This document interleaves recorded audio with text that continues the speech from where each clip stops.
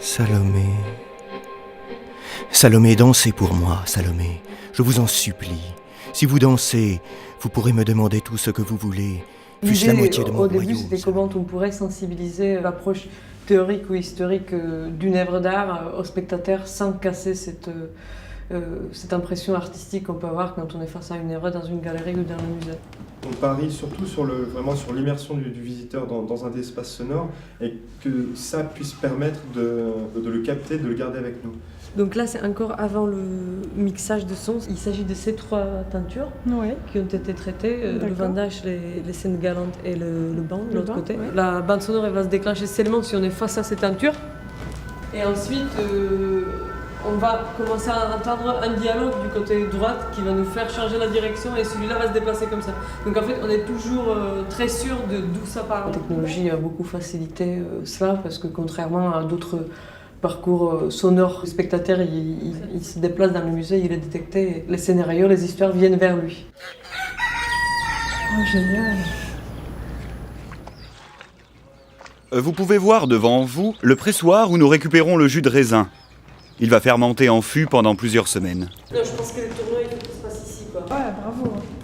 Cool, si ça vous convient. Ah ouais, vraiment, quel boulot, c'est magnifique. Ça, c'est le scénario qui est le plus fictif, finalement, où c'était vraiment important d'inventer des histoires complètes. J'ai commencé par travailler donc, sur la Galerie des Rois. Leur histoire était assez marrante, en fait, c'est que c'était des statues qui avaient été... qui se trouvaient sur la façade de Notre-Dame et qui avaient été arrachées au moment de la Révolution parce qu'on voulait supprimer tous les symboles de la royauté.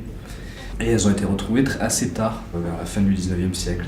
Très très rapidement, j'avais une espèce de petite blague de ils vont porter plainte parce qu'en fait, on les attaquait en pensant que c'était les rois de France et en fait, c'est pas du tout les rois de France. Étant donné qu'il y a le corps qui vient de là, les têtes qui viennent de là, il y a ça qui vient de là. Il y a une statue d'Adam qui c'est la seule statue qui est entière.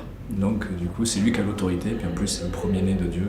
Mais chaque année, vous me sortez un code pénal différent, mais chaque année, C'est un peu les règles du burlesque, c'est l'humour qui me parle beaucoup. Là, le procès, c'est quelque chose de très sérieux, sauf que la revendication, elle n'est pas du tout sérieuse. C'est puisqu'on ne devait pas être détruite vu qu'on n'était pas les vrais rois, rendez-nous nos corps. La base de la fiction est là-dessus. Après, quasiment tout ce qu'ils disent, ce qui est cité, est vrai.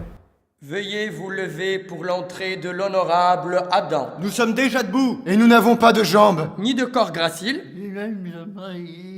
Ah, ne commencez pas tous les 3, l'affaire est déjà suffisamment complexe.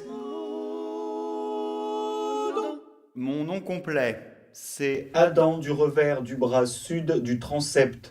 C'est pas compliqué quand même. Les recherches historiques, ça m'a replongé dans une période que j'aime beaucoup, moi, sur l'art médiéval.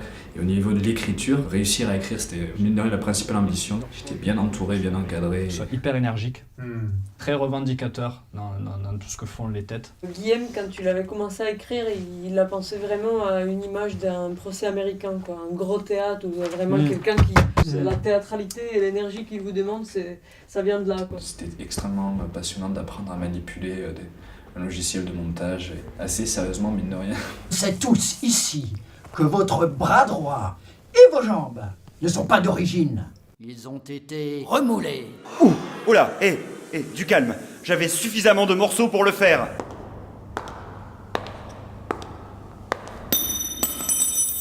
Qu'est-ce que c'est au final ce qu'on apprend dans cet atelier? C'est surtout la manière de réfléchir, de concevoir quelque chose aussi hybride justement qui dépasse un projet pluridisciplinaire, qui dépasse nos disciplines. Vous venez avec votre téléphone parce qu'il faut récupérer les fichiers. Bon, c'était pas on a cette technologie, on va voir qu'est-ce qu'on peut faire avec, mais on a envie de faire quelque chose et ensuite on voit qu'est-ce qu'on a besoin pour ça. Et puis c'est dépasser aussi ses propres connaissances et quand on a envie de quelque chose qu'on ne sait pas faire, faire appel à d'autres gens qui savent faire. Jusqu'à la dernière phase d'essai de cette application pour smartphone, in situ au musée, tout est à l'expérimentation. Salut! Non, c'est pas vrai. C'est une chalémie. Bien sûr, on joue du baroque, non? Mais c'est trop fort pour les psaumes. Qu'en dira David? Bah rien, il adore expérimenter. Qu'est-ce qui se passe ici? Quand on compare nos expériences sur les différents défis créatifs, là où j'ai vraiment eu l'impression de faire quelque chose, c'était celui-là, c'est très complet. Comme elle est belle l'enfant dans ses bras. Je pense que c'est tout ce qu'il fallait qu'on teste. Si vous voulez voir encore des choses, prendre des photos de quelque chose pour terminer le travail, c'est maintenant, il faut le dire. Non, moi j'ai tout. On a tout aussi. Je vous salue, roi. J'ai l'honneur de faire enfin la connaissance de Sa Majesté. Votre renommée dépasse de loin l'étendue de l'État d'Israël.